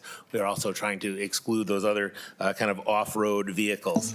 Going on to the next page, identification and contact information for all persons that the stewardship organization has contracted with or subcontracted or partnered to administer, implement the stewardship program are not participants identified in the clause, just trying to have a few protections there for people who are in this, and also describing those relationships. A couple of other technical things that were brought to us here too by MPCA, and then the organization of the stewardship program. We got a little bit of a reorganization there, also taking some language from some of the stakeholders on that part of the bill, and then also some definition of batteries on the back end. So some technical, but some also just from input from concerned stakeholders. Thank you, Senator Kupec. And this is the first time this committee has heard this large e-waste issue, this bill. So before I ask them to vote on the A4, maybe I'll have you go ahead and describe the bill as a whole for us. Sure, absolutely. So the A4 here, the e-waste bill, we're calling this e-waste kind of 2.0 after having seen introduction and consideration of a different e-waste recycling model in 2024. We took information from stakeholders. We went back, we reformulated this. Last year we had a bill that kind of put basically when you bought an electronic device, you would pay a small fee on that. We heard from the retailers that they would prefer that it was put on at the manufacturing site. So we've gone back, we've reconstituted this, and it goes back, and now manufacturers will pay a small fee up there to cover the costs that we are already inferring as Minnesotans to recycle this e-waste. So Minnesota generates 266 million pounds of e-waste each year, which largely ends up in landfills and incinerators, and only about 24% of that electronic waste currently gets captured for recycling. This bill is designed to get us much closer to capturing all of it. Critical materials lost to current e-waste disposal estimated to lose up to $3.2 billion in lost materials, according to a pilot study completed by Minnesota e-waste in August of 2023. Batteries that wind up in landfills have been causing spot fires, which are not only dangerous for workers, but also release toxins into the air for miles around the source. It also leads to increased costs for our just regular recycling of bottles, cans, plastic, cardboards. All of those MRFs have to take out large insurance policies to cover the fire damage. They have 3 or 4 fires a week. They invest a lot of money also in fire suppression. So that e-waste and those batteries is also just driving up the cost of our regular recycling. Our current system places the financial and logistical burden of disposing of e-waste on consumers. Collection sites are not systematically available, they're difficult to locate, and consumers are often on the hook for paying to dispose of their devices. Our counties are coming up short, particularly in greater Minnesota, where a lot of us have to not only collect this, but also have to end up trucking it down to the Twin Cities because that's where more of the e-waste recycling facilities are. So this, right now, even with what we're collecting, this is falling back on our property taxpayers and citizens of Minnesota to recover costs that are just not being met by the current e-waste program. Thank you, Senator Kupec. We have 13 testifiers. Members, we have a little less than 30 minutes left in the committee. I'm going to call you up at 2 at a time and hope that you can keep your comments to about 1 to 2 minutes. We'll start with Brian Martinson and Maria Jensen.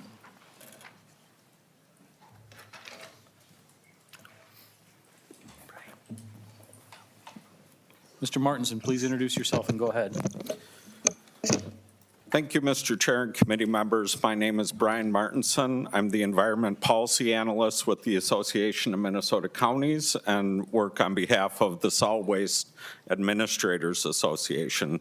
Thank you for the opportunity to testify on Senate File 1690 addressing e-waste and batteries. Minnesota has product stewardship programs on the books for e-waste and batteries that were passed 20 and 30 years ago, respectively. Unfortunately, these programs have not kept pace with the evolving product lines and increasing volumes of waste. Minnesota statutes place the responsibility for solid waste management on counties.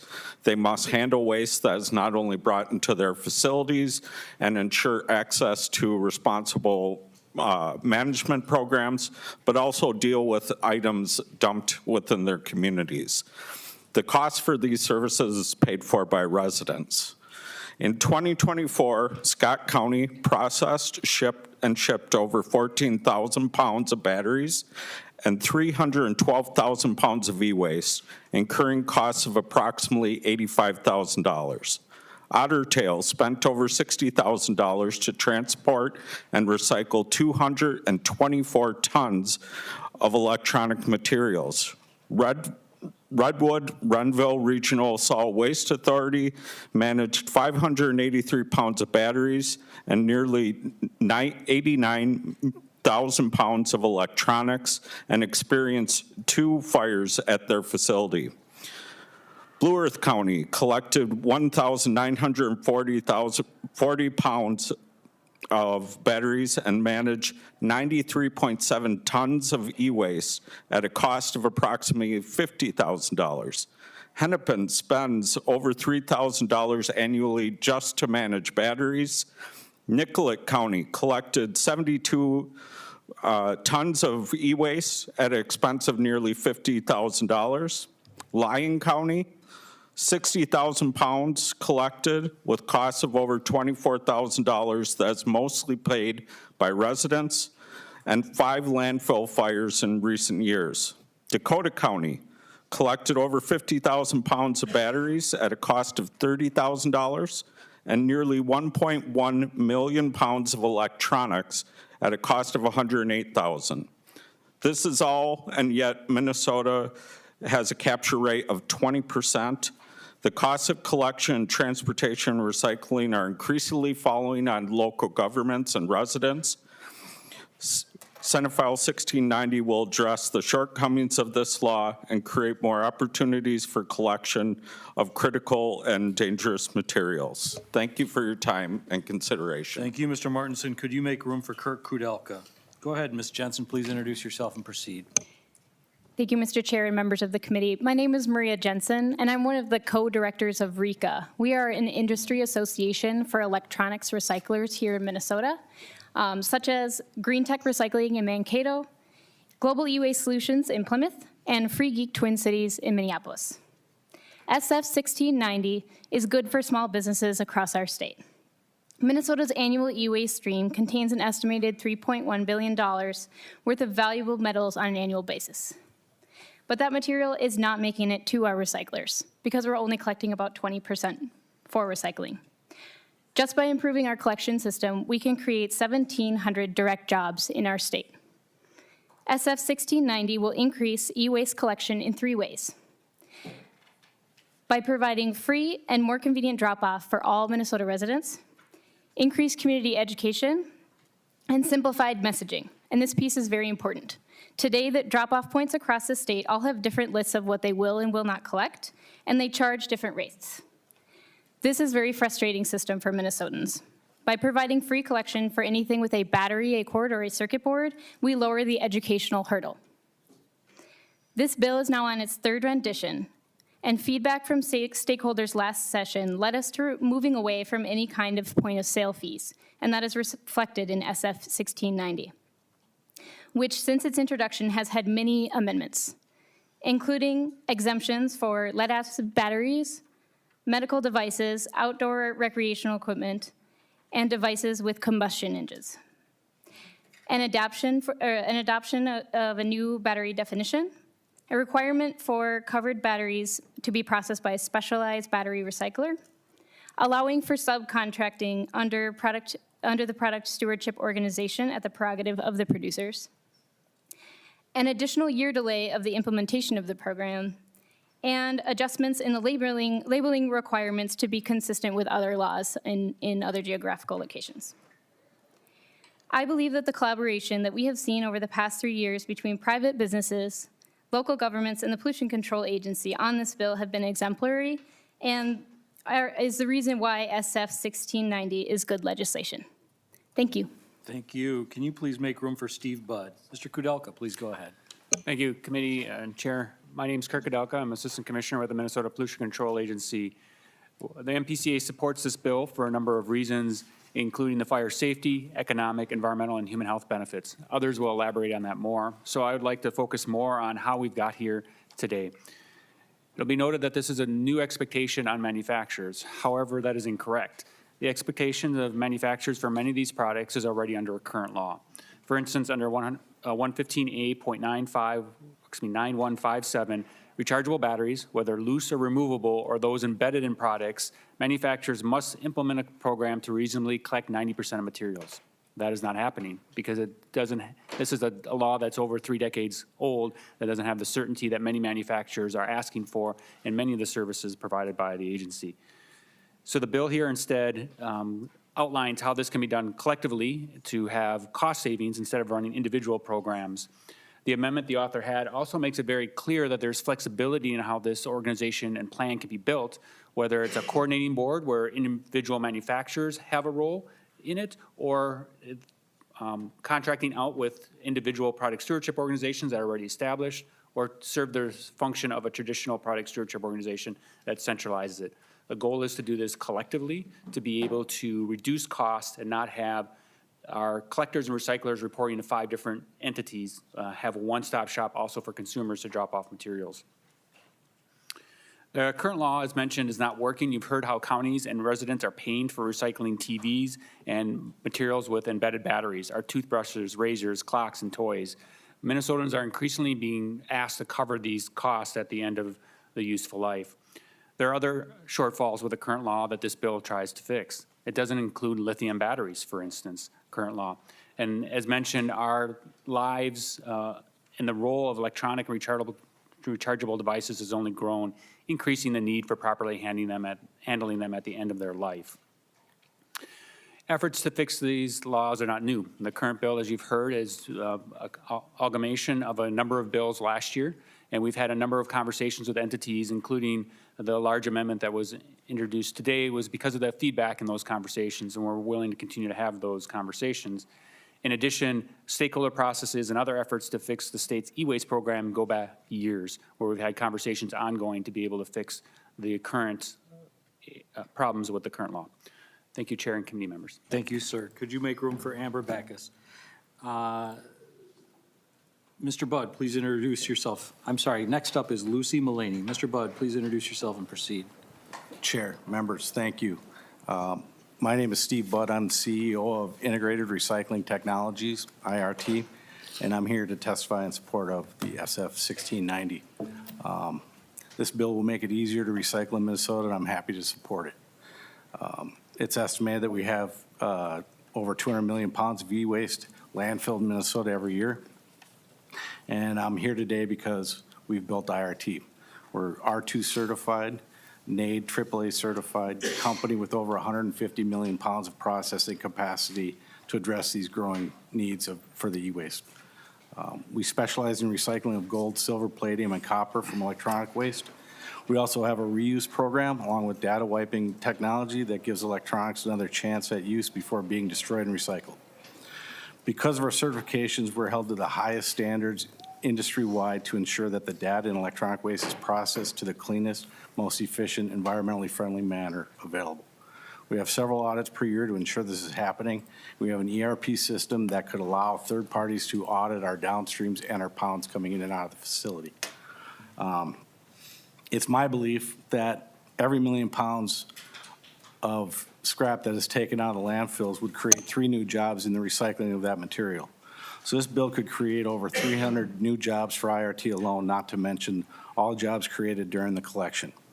So 300 new jobs is a big deal. And that's why I strongly believe that the material should be collected and recycled by companies incorporated in Minnesota paying Minnesota taxes. It's also my understanding that R2V3 companies need to have an ERP system to operate. This should be part of the requirement to participate in the program and would alleviate a lot of fraud because the pounds can be easily tracked through third parties in that system.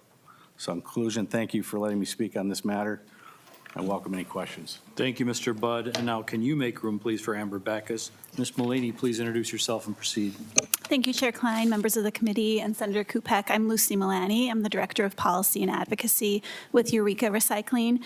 We are one of the largest recyclers in Minnesota. We sort over 110,000 tons of residential recycling each year into 15 different commodities. 75% of all of our materials stay in the state of Minnesota. Minnesota manufacturers rely on this recycled material to make new products, including bottles, cans, cereal boxes, decking, and more. Unfortunately, electronics and batteries placed in the recycling cart are making it the health and safety of our team members. It's impacting the health and safety of our team members and increasing the cost of doing business. Working in a MRF is already one of the most dangerous jobs in the country. Lithium batteries are making it considerably more dangerous. Over the years, we have experienced as many as 20 fires annually, and at times 1 to 2 a week. These toxic fires have resulted in serious injuries, including third-degree burns to my team members. Increased insurance costs have skyrocketed, making it tough for us to stay in business. In recent years, our insurance has increased by over 10-fold. Insurers are also placing new restrictions on policies. Most recently, we had to push back on not having any coverage if a fire was caused by a lithium battery. The amount of e-waste is only expected to increase. Inaction on e-waste will result in continued challenges for Minnesota's recycling industry and our domestic supply chain. It's time the state took action to address this issue, and I welcome you out to Eureka's MRF just down the street to see our team in action and appreciate your consideration. Thank you. Thank you, Ms. Mullaney. Can you make room for Dave Potter, please? Ms. Backus. Great. Thank you, Mr. Chair and members. My name is Amber Backus. I'm with United Strategies, and I'm here today on behalf of the National Waste and Recycling Association Minnesota chapter. I'm requesting your support for the battery collection and disposal provisions in Senate File 1690. These provisions address a critical gap in the management of end-of-life materials, as you've heard, particularly those lithium-ion batteries, which contain volatile compounds that can cause significant damage if compromised. The current electronics recycling system does not adequately capture battery-containing materials, leading to their improper disposal in garbage and recycling carts. This poses a major safety hazard to collection crews and processing facilities. There is an urgent need for an effective battery take-back program that ensures proper end-of-life handling and includes public awareness campaigns to educate consumers about safe disposal methods, like the provisions in Senate File 1690. These lithium-ion batteries, commonly found in many products, are susceptible to degradation from the loading, compacting, stacking, and crushing processes used for regular curbside recycling. This degradation can cause thermal runaway, even in dead batteries, leading to intense heat and fires. For example, in 2018, one of our members experienced a battery fire at their $20 million transfer facility, resulting in a catastrophic loss. Additionally, in 2023, the Rice County landfill had a battery fire that burned for an entire week. Fires in collection trucks are also becoming increasingly common, often requiring the burning load to be dumped onto pavement in residential areas. Nationally, battery-related fires have increased by 41% in the past 5 years, and a survey of materials recovery facility operators across the country revealed an average of more than 18 fires per year per facility. And as Ms. Mullaney already said, we agree with her concerns about the skyrocketing insurance rates. She experienced a 10 times increase, but it can be as high as 50% due to the risk of these fires. And this situation is unsustainable and preventing some facilities from obtaining the necessary insurance coverage. Given that lithium-ion battery use is expected to increase 6-fold by 2030, it is crucial for Minnesota to establish a system for the proper collection and handling of small to medium portable batteries, including these lithium-ion batteries. So we thank you very much for considering the NWRA's perspective, and we hope that action can be taken this year to address this significant safety hazard, including these fires. Appreciate your time. Thank you, Ms. Backus. Can you make room, please, for Bruce Newstead? Mr. Potter, please introduce yourself. David Potter, Global E-Waste Solutions. Thank you, Mr. Chair and committee members. I appreciate this opportunity to present and offer some perspective as it relates to SF 1690. I'm the owner of Global E-Waste Solutions, Minnesota's only eSteward certified electronics recycler. We currently operate 47,000 square feet in Plymouth and have 33 employees.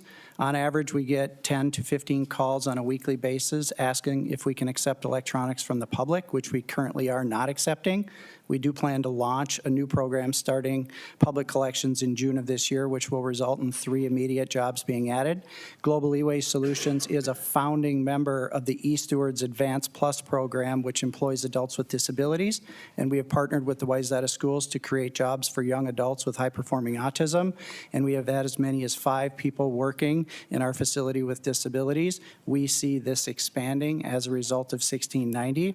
This bill will not only prevent hundreds of thousands of pounds of hazardous materials like green boards, lead, brominated plastics from entering our landfills where it can do harm, but it will work to stabilize the recycling industry and create jobs for Minnesotans.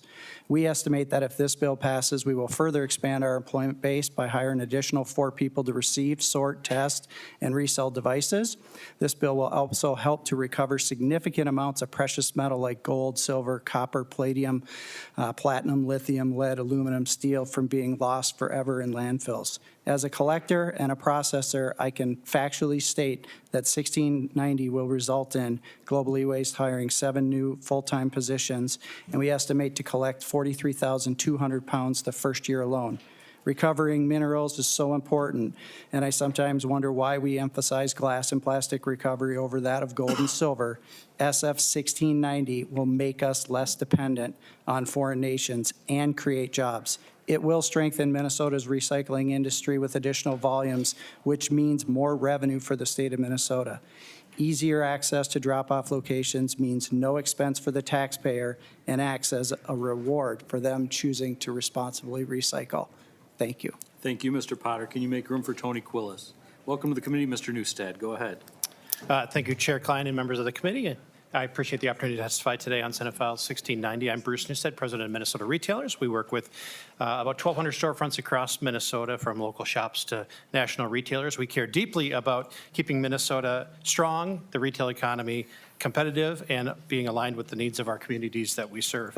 Retailers in Minnesota really are proud of the sustainability work that's currently underway in the state. The state is a leader in responsible battery recycling, e-waste management, and corporate sustainability efforts. In fact, Minnesota is a national model when it comes to extended producer responsibility programs and other efforts to reduce waste and increase recycling. But that's why we're concerned with Senate File 1690. This bill proposes a program with very broad reach, covering nearly any product, as you heard, with an electrical cord, a rechargeable battery, or a circuit board. This kind of sweeping approach is really unprecedented, not just in the U.S., but globally as well. For retailers, it brings a lot of uncertainty and potential cost, especially for smaller businesses and stores near our borders where competition with neighboring states is already tough. To Senator Kupec's credit and thank you, we appreciate that this year's version of the bill is different from last year's. The shift to a manufacturer-run, manufacturer-funded model is a deep improvement. We're also glad to see that the proposal doesn't add new point-of-sale fees fees for customers. Those are very positive changes. But we're still concerned about the scale and the complexity of the proposed program and the lack of collaboration with some stakeholders. A bill of this magnitude really needs more input from all impacted stakeholders. But we're not here to shut down progress. We're here to help get it right. Minnesota Retailers is ready to work with Senator Kupec, the committee, and other partners to find a path forward, one that really protects our environment, supports our circular economy, and keeps Minnesota retail competitive and affordable. Thank you, Mr. Chair. Thank you, Mr. Newstead. Can you make room for Mark Urata? Mr. Quillis, introduce yourself. Good afternoon, Mr. Chairman, members of the committee. My name is Tony Quillis, and I represent Consumer Technology Association, better known as CTA. They're a national trade association representing the U.S. consumer technology, which includes manufacturers and retailers of electronic products sold throughout the United States. I'm going to thank you for the opportunity today to testify with concerns regarding Senate File 1690, which would sunset the existing electronic stewardship program here in Minnesota, which CTA members currently fund and support, and establish a very different stewardship program targeting all products containing circuit boards and batteries, which is a large scope of products far beyond our traditional electronics recycling program here in Minnesota and not seen anywhere else in the United States. As an industry, we've supported collection and recycling of electronics in Minnesota under the electronics recycling program for the last 17 years, recycling more than 467 million pounds of electronics and diverting that from the waste stream. We understand there's current challenges right now to the Minnesota program structure, but as we have within other states, we're committed to being a good faith partner and moving forward with reasonable legislative changes where needed to existing EPR programs. Consumer technology companies want to ensure their products are recycled in a safe and responsible manner, but the proposal in Senate File 1690 would upend the current system for electronics here in Minnesota. We have multiple concerns around this program and proposal regarding product labeling for batteries, the establishment of a costly product stewardship organization structure, and finally, the broad scope of products that would be impacted.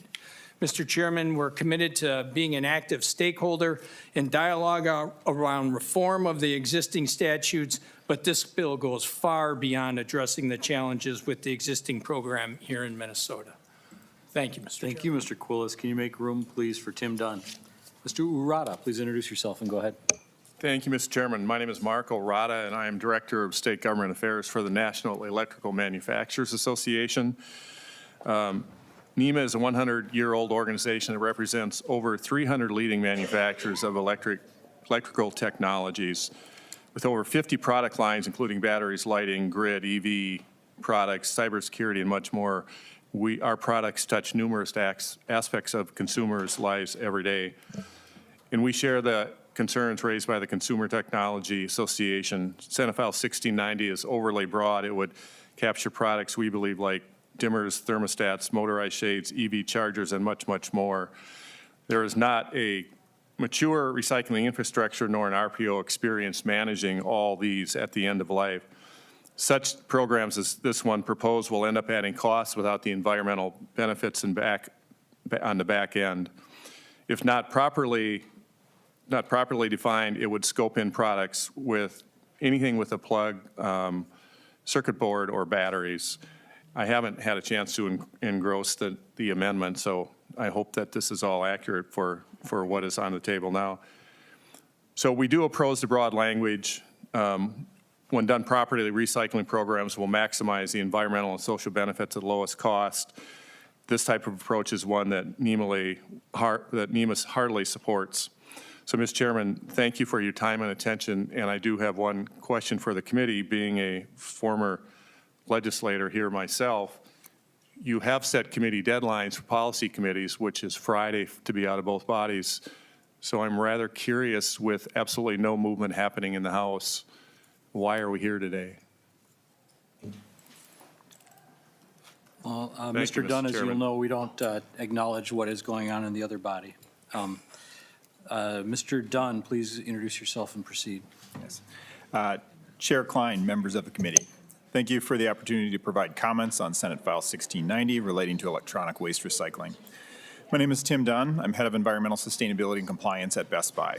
We're the nation's leading retailer of consumer electronics and related services. We are proud to call Minnesota home and have approximately 6,000 employees living and working in the state.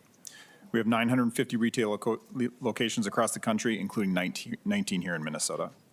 Best Buy operates the most comprehensive consumer electronics recycling program in the country, including collection at our retail stores and our in-home haul-away program.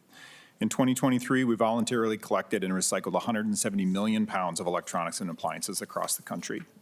As a manufacturer of electronics, we comply with all extended producer responsibility laws, often exceeding our collection requirement. In Minnesota, we collected more than 50 million pounds above and beyond our obligation. Best Buy is opposed to SF 1690 in its current form. Senator Kupec has rightly highlighted the cost to counties to collect end-of-life electronics. However, this is a sweeping and costly proposal that goes well beyond fixing shortcomings in Minnesota's current law. Our 2 decades of electronics recycling experience indicates we can address the county's concerns with more targeted and cost-effective approaches. The proposal requires manufacturers of everything with a battery, board, or a plug to participate in a massive, untested EPR program. Nothing like it exists anywhere in the U.S. Yet, no objective assessment has been done to determine, can the current system handle the vast scope of products, and what additional investments are needed? Are the products that pose environmental impact prioritized over those that do not? How much will the program cost, and how will it impact the consumer cost? And most importantly, how will the program materially change the consumer behavior and increase recycling rates?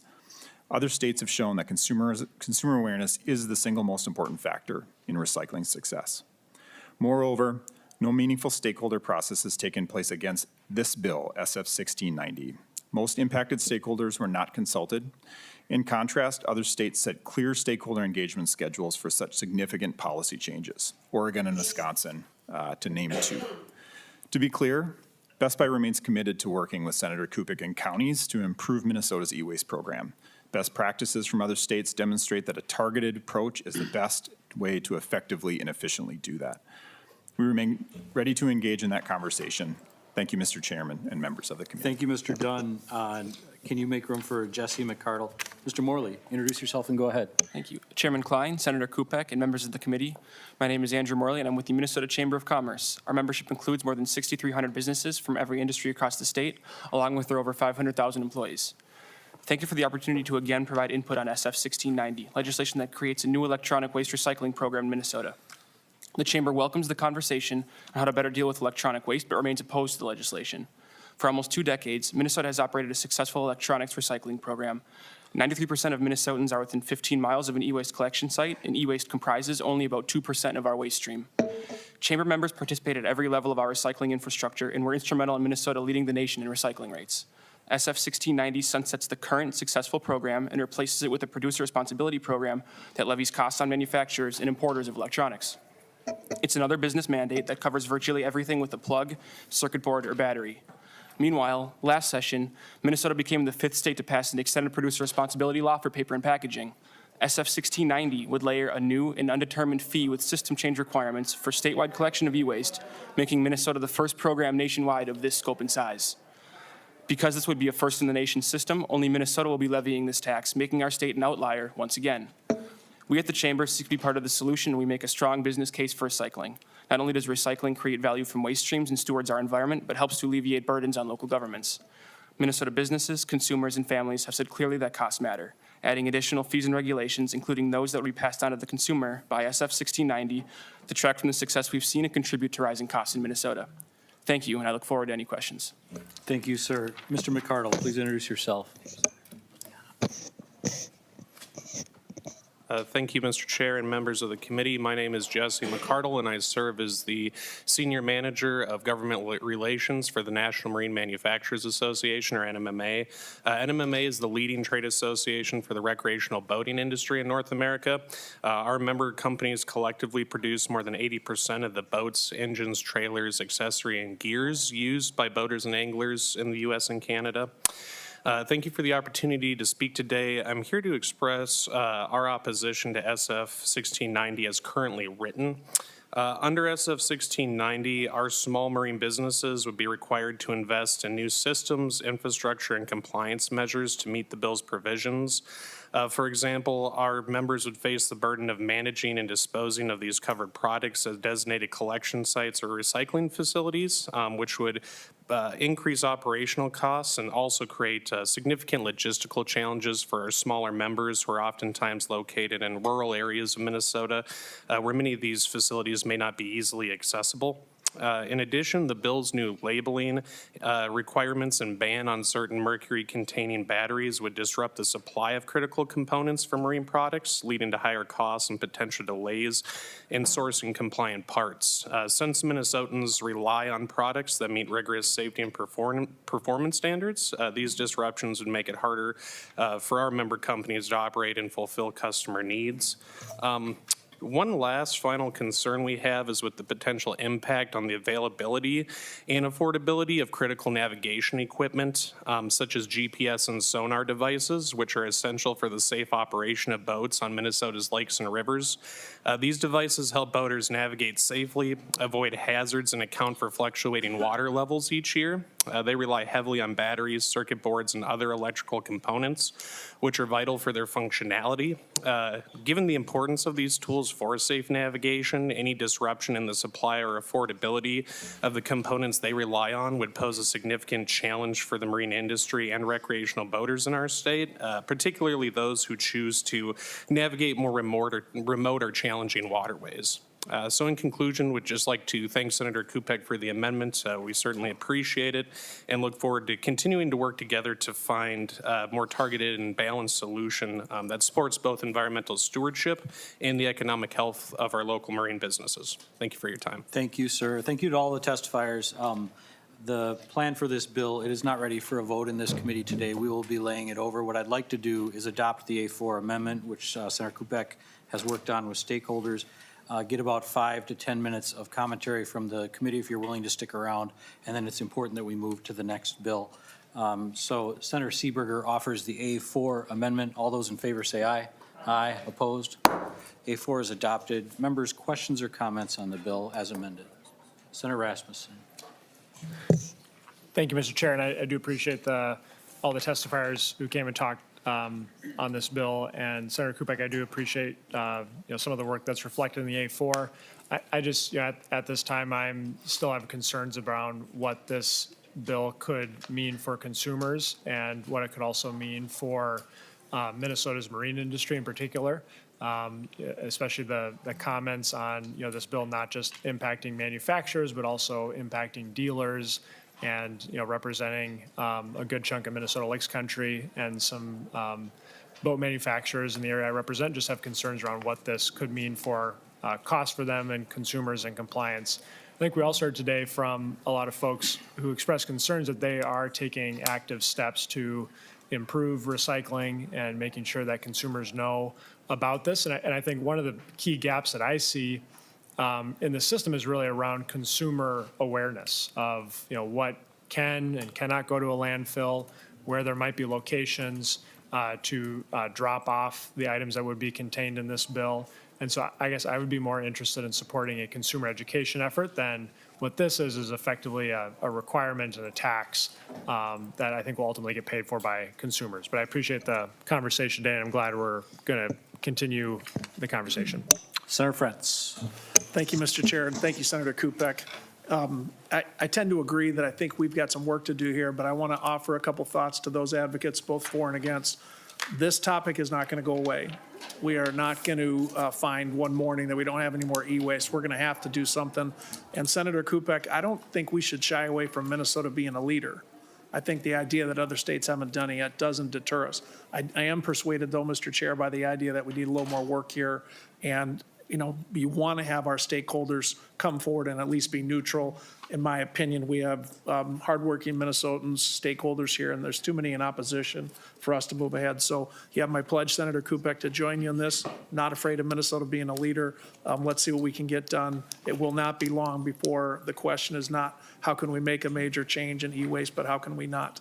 Thank you, Senator Kupec. Thanks, Mr. Chair. Senator Green. Thank you, Mr. Chairman. My first question is for you. We're going to lay the bill over, and then we're going to take it up again, I would assume. And with the limited time here, And I have quite a few questions that I didn't get answers to in the last committee. And so rather than burn up what time we're already over, do I have your assurance that when this bill comes back up, we'll have time for questions? Senator Green, absolutely. I think this is kind of an essential major issue for this committee, and we are probably the primary committee of, well, we're not the primary committee of jurisdiction, but certainly one with a significant stake in how this moves forward. And we can't ignore the issue of e-waste. I thought it was important that we at least hear about it before a second deadline. But yes, I think it's appropriate that members have full time to answer all their questions and interrogate the witnesses and so forth. So you have my commitment that we can take this up again this session. Thank you. Senator Dames. Well, thank you, Mr. Chair. And I too think that there's a lot of work needs to be done here. There's a lot of folks that are not supporting the bill. There's certainly a lot of folks supporting it. But we need to get together and make sure we got a bill that everybody can support to move this forward. Thank you. Further questions or comments from the committee? Senator Kupec, any closing comments? Yes, thank you, Mr. Chair. Thank you, committee. Thank you for the comments.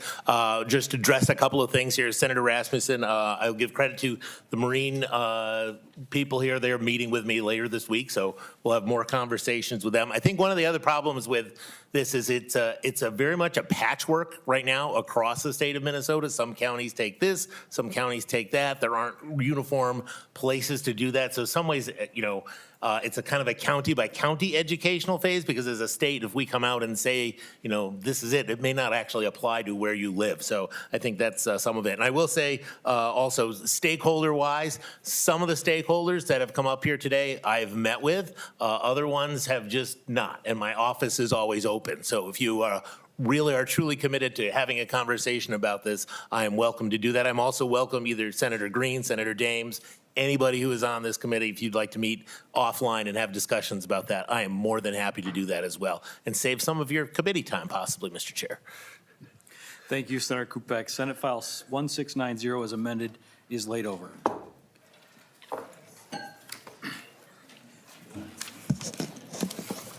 Members, we move now to a bill that we have heard previously and is laid on the table. It is Senate File 1024, and I will go to Senator Latz for a motion. Mr. President, I move that Senate File 1024 be taken from the table. On that motion, all in favor say aye. Aye. Opposed? Mr. President, I'm sorry, Mr. Chairman. Senator Latz.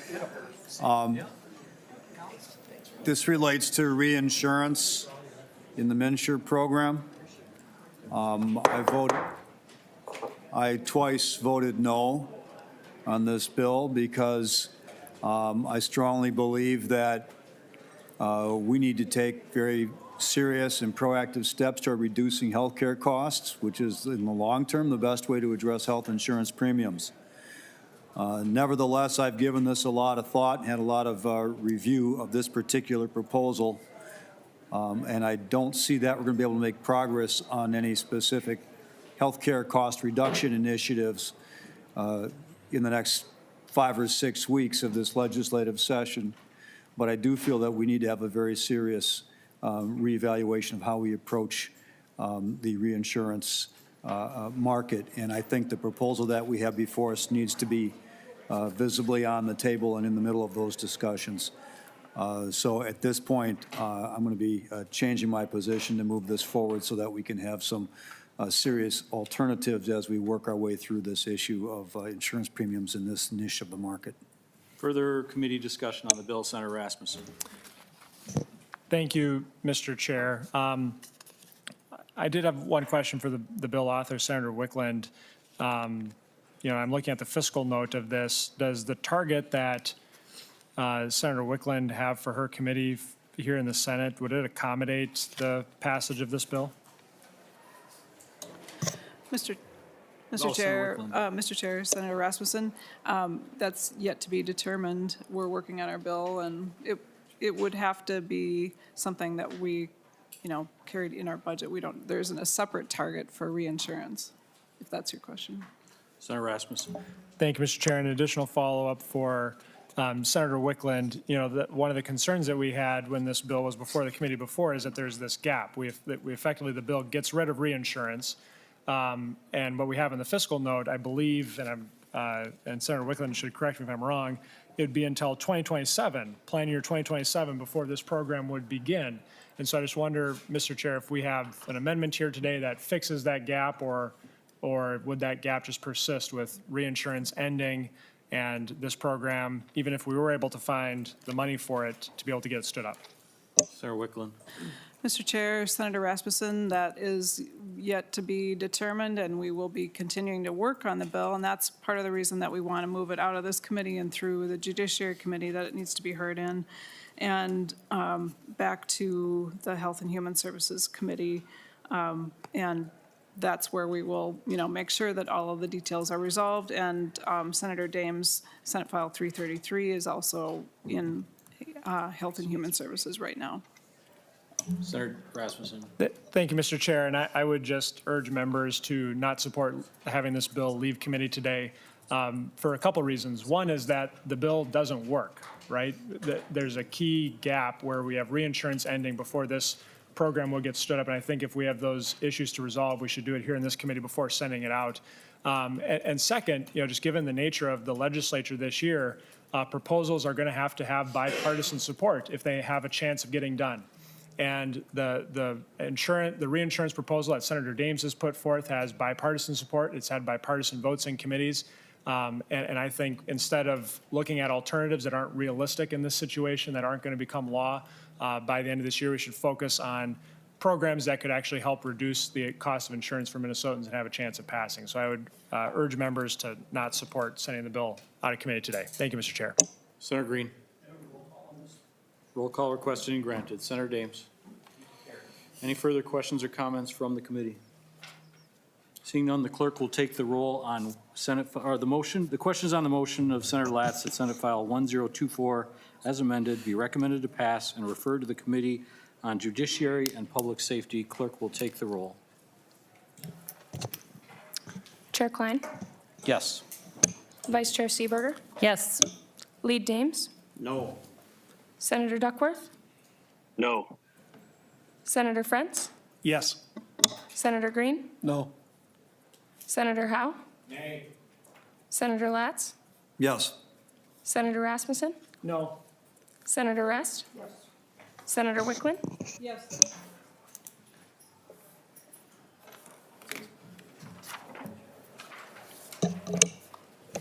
There being 6 aye votes and 5 nay votes, the motion is adopted. Committee is adjourned. No, I think there's a little bit of a gap.